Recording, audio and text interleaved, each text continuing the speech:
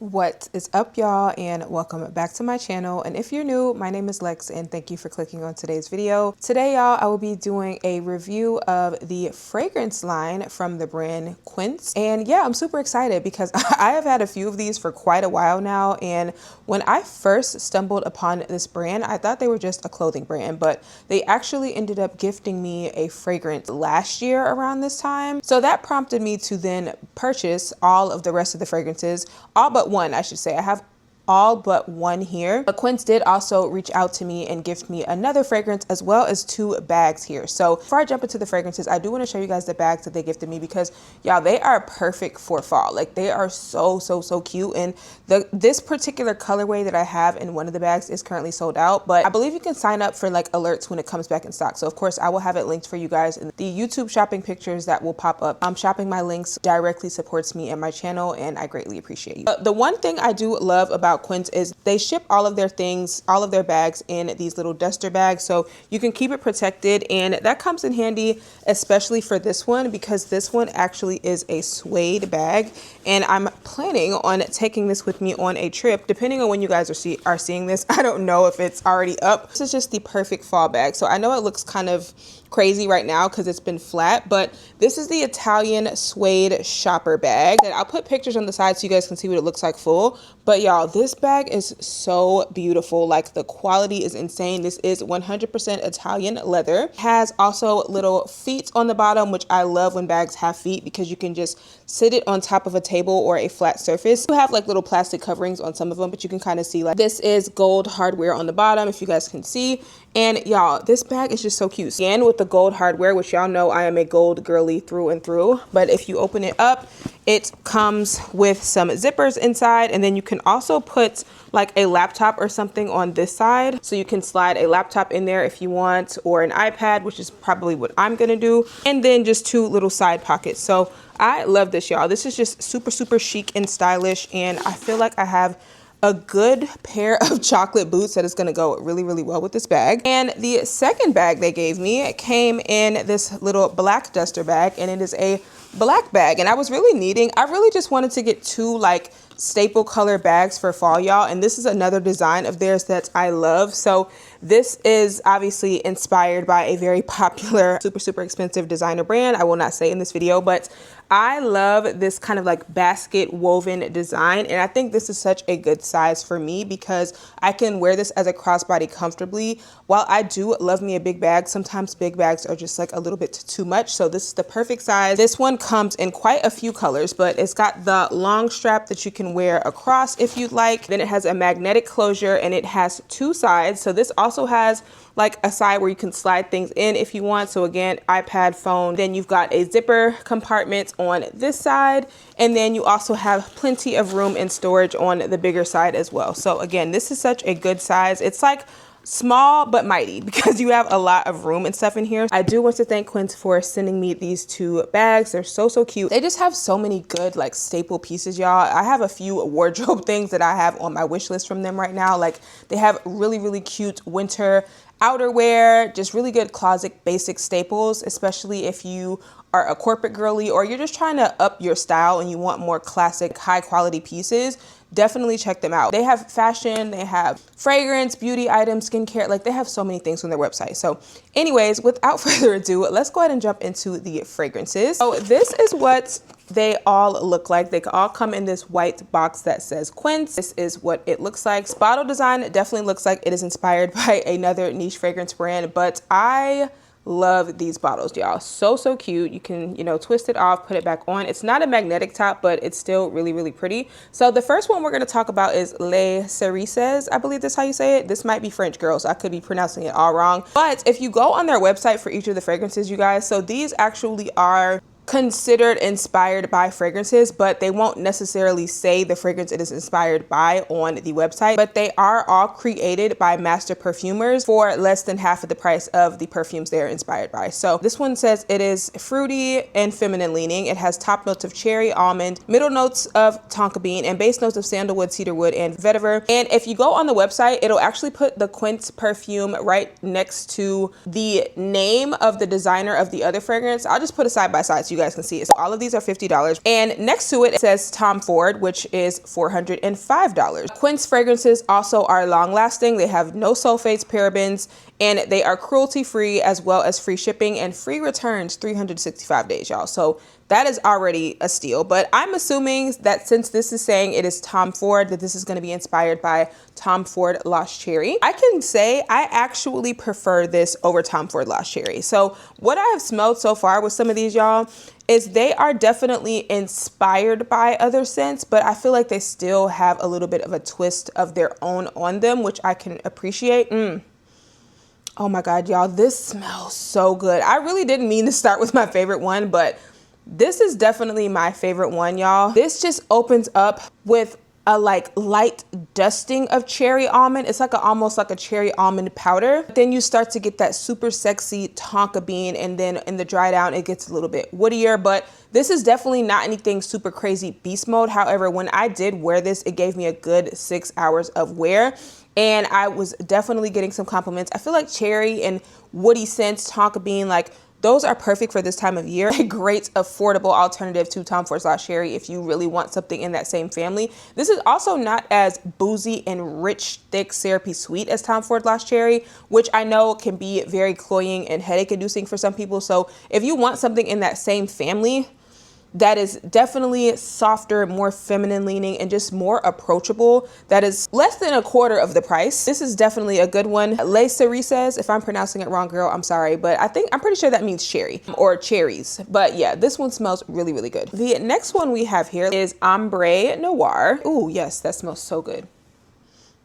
That smells so good. Okay, it is a floral amber that is feminine leaning, top notes of almond and bergamot, middle notes of tuberose, jasmine, and base notes of tonka bean and vanilla. And it is compared to a YSL fragrance. Effortlessly feminine, night blooming jasmine awakens under a whisper of espresso, delicate and captivating.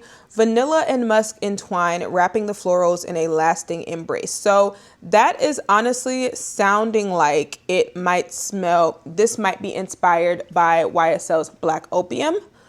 So I'm gonna spray it on a tester strip because it definitely is giving me a nod to YSL Black Opium, if that is a scent that you like. But again, it takes it in a little bit more of a soft, feminine leaning direction. I feel like there's a hint more jasmine in this one, and the coffee is scaled back a bit. So it's not as cloying and as in your face as YSL Black Opium is.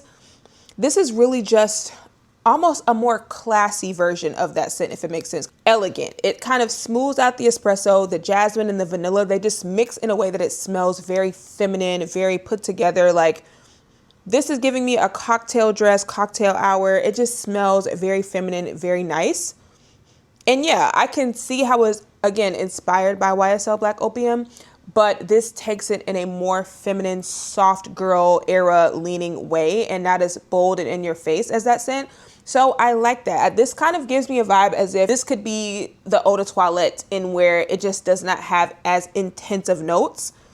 And it just smells really pretty and delicate. So I am definitely excited to add this one to the rotation, because this is giving me a good intro to fall type of scent where you still want some beautiful florals, but you want something that has a little bit more richness to it. That is Ombre Noir. Next on the docket, we have here Oud Rouge. And obviously from the name, I'm sure we can all guess what this is inspired by, but I'm going to look at the notes, of course, on their website, which is one of their most popular sellers, naturally, because the fragrance that this is inspired by is probably one of the most popular niche fragrances on the market. Saffron ignites, shimmering against delicate jasmine that blooms weightlessly. Warm amberwood unfolds at the base, deepened by cedar and resin, unexpected yet unforgettable, like a secret only the boldest choose to tell. A woody amber that is genderless, love that. Top notes of jasmine and saffron, middle notes of amberwood, and base notes of cedar and resin, and it is compared to Maison Francis Kirk de Jean scents that are $335. So, like I said, y'all, this is basically probably inspired by Baccarat Rouge 540. Oh, so again, what I'm really liking about these, y'all, is I genuinely cannot say, hey, these are dupes, right? These basically take their own spin on the fragrances that they are inspired by, which I really like, because sometimes if we already have these fragrances in our collection, it can seem a little bit redundant, especially if you're wanting something else that is similar in a more affordable price point. This is basically Again, not as punching you in your face as Baccarat Rouge. I feel like Baccarat Rouge for some people can be very cloying and very thick. This also to me leans a little bit closer to Baccarat Rouge X Straight category, where it's almost a little bit sweeter. I do feel like with this one, I have to do a few more sprays than I have with the others. So like to get the scent of this one to really permeate, you have to go in with the sprays, which I don't mind.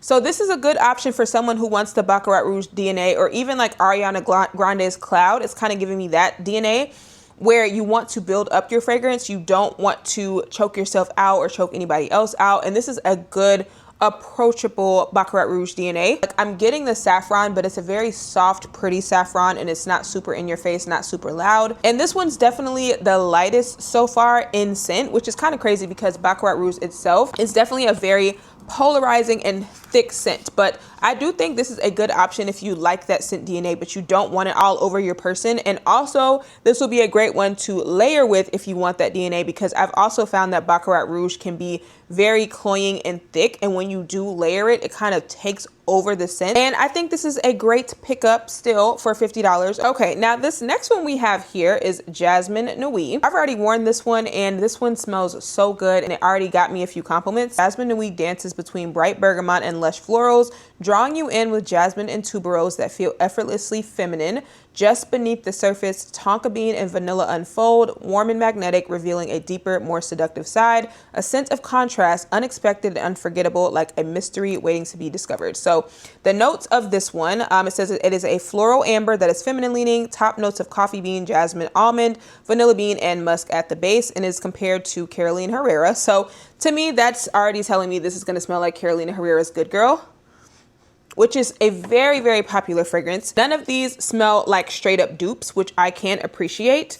This is giving, if Carolina Herrera's Good Girl, the original, and the, what's the one that's more berryish? The Leger, the one that's like still a black heel, but is kind of see-through, had a baby. Like it's not as coffee forward and tuberose heavy and white floral heavy as the OG, but it has a softness to it again, and it almost smells like there's some type of a berry note in here that reminds me of the Leger. So if you like those two flankers of Carolina Herrera, well, the OG and that flanker, it's kind of in the middle of those. It still has this subtle sexiness that's kind of like drawing you in, but it's not, again, making its presence known. I feel like if I were to go to town with this one though, it will probably have a very, very strong sillage and projection if you want that. This is a really nice one in the Carolina Herrera family, in the Good Girl family, that I feel like kind of fits somewhere in between the OG and the berry, fruity, kind of musky flanker. And this one, again, is really, really pretty. So all of these I do feel like are more on the buildable side. Like none of these that I've smelled so far are beast mode or super, super strong, which makes a lot of sense because these don't have the same types of chemicals that they are using in a lot of these mainstream designer niche fragrances, which can definitely be good for us girls, because sometimes we do need to give like our endocrine system a break from all of these scents and parabens and all of the things. So when I can try to get a clean fragrance here and there, I think this is also a really good one to have. So that is Jasmine Nuit. And next up we have Bois de Santal. I want to say this is inspired by Santal 33, but let's see.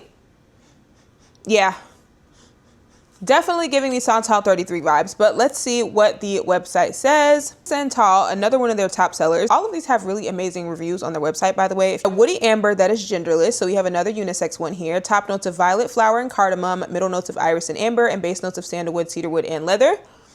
I'm definitely getting that. If you guys have ever smelled Santal 33, it can be very polarizing. It is not something I find super crowd pleasing. This is definitely one that can be very polarizing. Also, I find that Santal 33 can be earthy smelling. Like I feel like you have to have a very strong type of personality to wear that.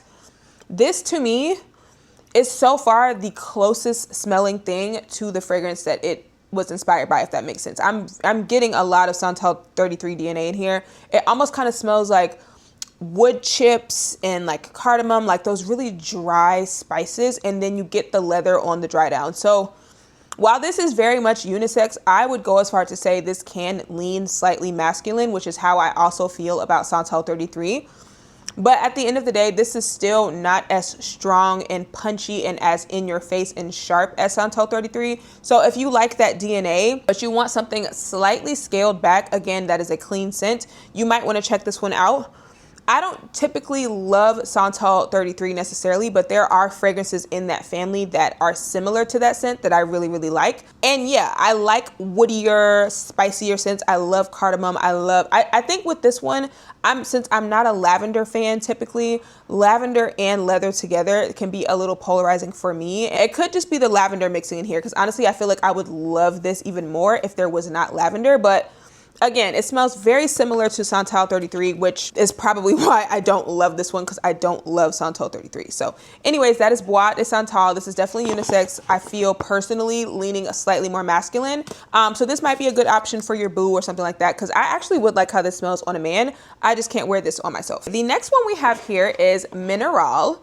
And I'm gonna go ahead and tell you guys right now, I absolutely love this one. So let's see what this one is compared to. Another one that has super high ratings and is one of their more popular ones. So it says, the scent of escape, Minerale is an ode to the coast, sea salt on warm skin, sage carried on a breeze, driftwood washed clean by the tide, crisp, earthy, and completely unbound. Aromatic, genderless fragrance. It has top notes of ambrette, middle notes of sea salt, and base notes of sage, leaf, and driftwood. And it is compared to Jo Malone, which I'm assuming is going to be Jo Malone's wood, sage, and sea salt, which is probably their #1 selling scent, if I'm not mistaken.